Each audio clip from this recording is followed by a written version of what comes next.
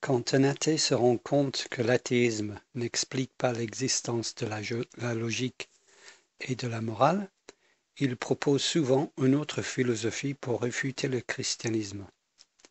Soyons clairs, quand il fait cela, il a abandonné sa position. Il reconnaît implicitement que l'athéisme est insuffisant pour rendre compte de ces choses. Il a jeté l'éponge. Donc, après l'islam, certains nous opposent le judaïsme. Objection typique. Pourquoi le judaïsme ne peut-il pas justifier la morale et la logique autant que le christianisme? Ma réponse.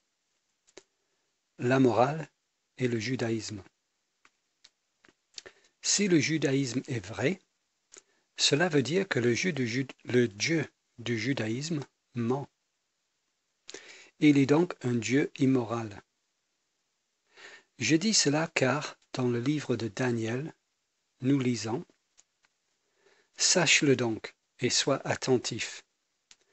Depuis le moment où la parole a annoncé que Jérusalem serait restaurée et reconstruite, jusqu'au Messie, au conducteur, il y a 7 semaines et 62 semaines.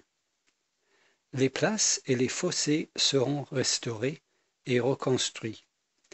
Mais ce sera une période de détresse. Après les 62 semaines, le Messie sera exclu et il n'y aura personne pour lui venir en aide. Le peuple d'un prince qui viendra détruira la ville et le sanctuaire. Puis sa fin arrivera comme par une inondation. Daniel, chapitre 9, versets 25 et 26. Donc, dans ce passage, le Dieu du judaïsme affirme que le Messie viendra avant la destruction du deuxième temple. Verset 26. Après les 62 semaines, le Messie sera exclu et il n'y aura personne pour lui venir en aide. Le peuple d'un prince qui viendra détruira la ville et le sanctuaire. Or, la destruction du deuxième temple a eu lieu en l'an 70 après Jésus-Christ. Mais selon le judaïsme, le Messie n'est pas venu. Donc si le Messie n'est pas venu, le Dieu du judaïsme ment dans le livre de Daniel.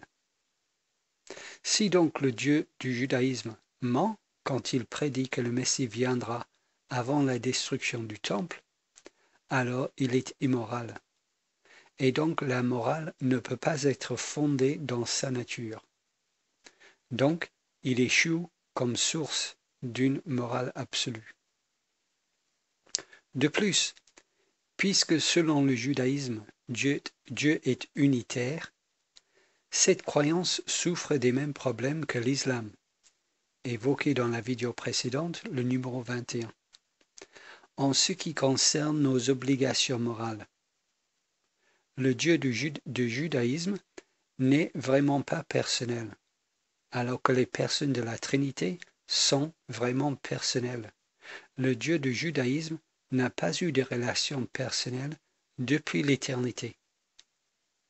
Donc, le Dieu du judaïsme échoue comme la précondition vraiment personnelle pour l'obligation que nous sentons tous à faire le bien.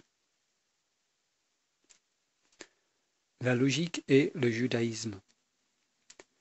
La destruction du deuxième temple donc a eu lieu en l'an 70 après Jésus-Christ. Mais selon le judaïsme, le Messie n'est pas venu. Donc le Dieu du judaïsme ment. Mais le Dieu du judaïsme dit qu'il ne ment pas. 1 Samuel chapitre 15 verset 29. Donc, en disant qu'il ne ment pas, il se contredit. Donc, il viole la loi de non-contradiction. Donc, il ne peut pas être la source de la logique, car les lois de la logique ne peuvent pas être ancrées dans sa nature éternelle.